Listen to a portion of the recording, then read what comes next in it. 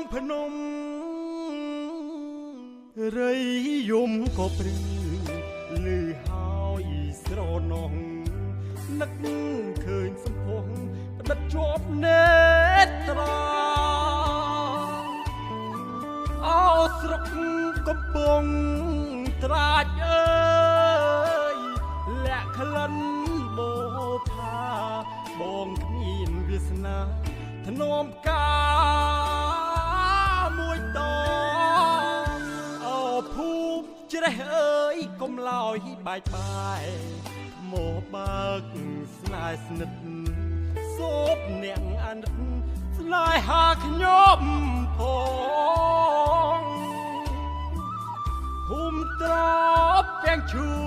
កនេះហើយជួបមកដំបងឆក់យកបេះដូងរួចផ្ដាច់ទៅវិញ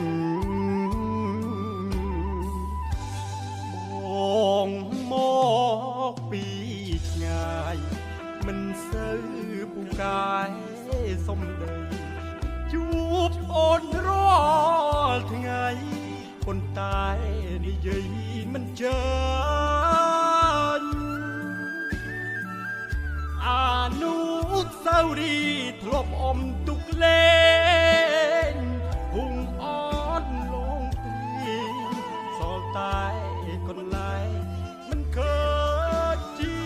វ៉ារសៀលកងភ្នំរយំក៏ព្រឺ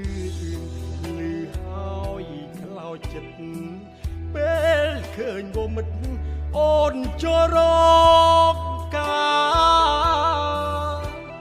ជុតបឲ្យអូនបានសុខសាន្តជួបជុំស្នេហ៍